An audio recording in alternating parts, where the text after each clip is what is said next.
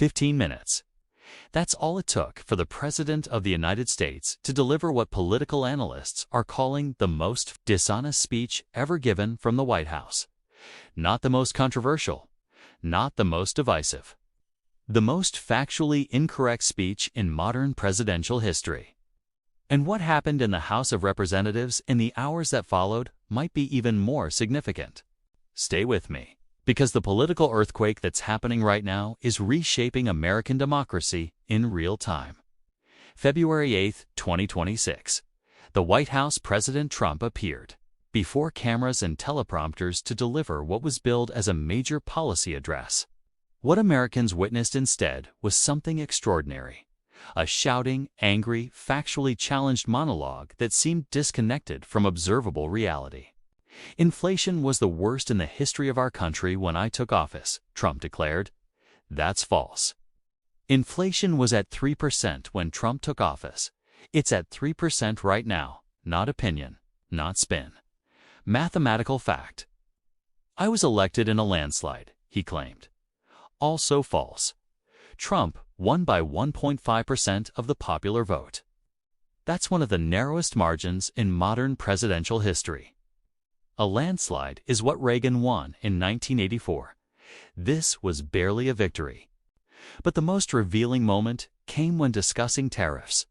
For the first time in his presidency, Trump didn't claim that foreign countries pay for tariffs, because he knows they don't. Americans pay tariffs. Every economist knows this. Every trade expert knows this. And apparently, even Trump finally knows this. The federal government collects tariff revenue from American importers. Those importers pass the cost to American consumers.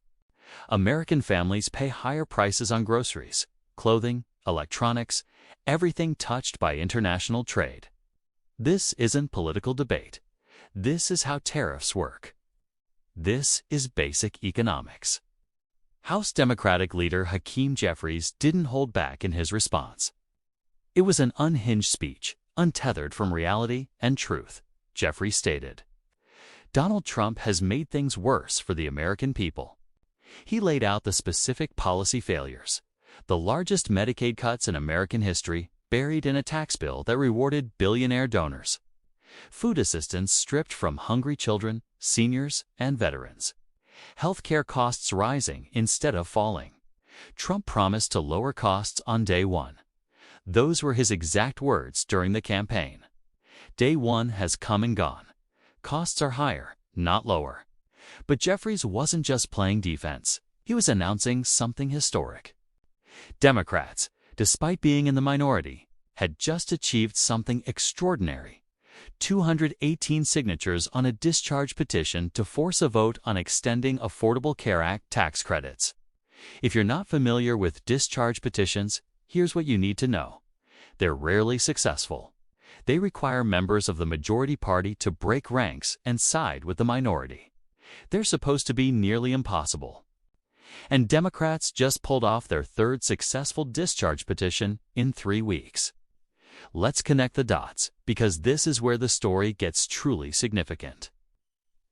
3 weeks ago, Democrats forced a vote to release the Jeffrey Epstein files.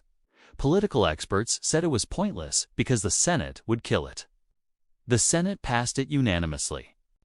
2 weeks ago, Democrats forced a vote to restore collective bargaining rights for federal employees. 20 Republicans broke ranks and joined them. That bill is now sitting in the Senate. This week, Democrats forced a vote on health care, and they got 218 signatures. 3 successful discharge petitions in 3 weeks. That's more than the previous 30 years combined. Think about what this means. The majority party is supposed to control the legislative agenda. The Speaker is supposed to decide what gets voted on. The minority is supposed to wait their turn. That's not happening. The normal rules of congressional power aren't applying. Why? Because public opinion has shifted so dramatically that even some Republicans can't ignore their constituents anymore. When voters in Republican districts are demanding action on healthcare, Epstein files, and workers' rights, some Republicans have to choose loyalty to leadership or accountability to voters. And voters are winning. When asked if he'd lost control of the House, Speaker Mike Johnson insisted he hadn't, but the facts tell a different story. Johnson leads the narrowest majority in modern political history. And that narrow majority is fracturing. Not over ideology, over basic governance. 3 discharge petitions in 3 weeks proves that Johnson can't hold his caucus together on issues where public opinion is overwhelming. When 70% of Americans support extending healthcare subsidies, when victims demand Epstein files, when workers demand collective bargaining rights, political gravity takes over. Johnson tried to claim a mandate at the beginning of the year. He bragged about Republican electoral success. He promised to push through Trump's agenda without compromise. That strategy lasted exactly until voters started rejecting it in special elections across the country. Democrats have been winning races in Republican-leaning districts. Margins are shifting. The political landscape is changing faster than Johnson can adapt. Abraham Lincoln once said, "Public sentiment is everything. With it, nothing can fail. Without it, nothing can succeed." Right now, public sentiment is decisively against the Republican healthcare agenda, against tariff policies that raise prices, against cutting benefits for working families. And public sentiment is starting to override party discipline. Here's what makes this moment so significant. We're watching real-time proof that American democracy still responds to public pressure.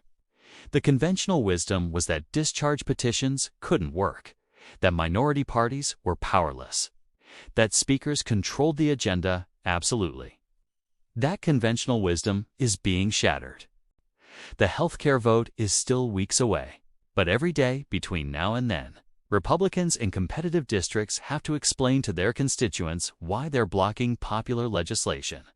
Every day, Trump's approval numbers slide lower. Every day, the economic promises he made look more hollow. Every day, the political cost of loyalty to leadership increases. The Senate is already showing cracks. Senators from both parties voted for discharge petition legislation before. As pressure builds, as the House votes, as constituents demand action, Senate math changes. We've already seen it happen with the Epstein files. Experts said the Senate would kill it. The Senate passed it unanimously. Because when public pressure reaches critical mass, politicians calculate differently. February 8, 2026 will be remembered for 2 things. First, the President of the United States delivered a speech so disconnected from truth that fact-checkers are still cataloging the falsehoods. Second, the House Minority Party demonstrated that when public opinion is strong enough, institutional barriers can be overcome. Democracy is messy. It's slow. It's frustrating. But tonight, we saw evidence that it still works. When citizens demand action, when phone calls flood congressional offices, when voters show up at town halls, the system responds. Not always quickly, not always completely. But it responds. This is breaking news that actually matters.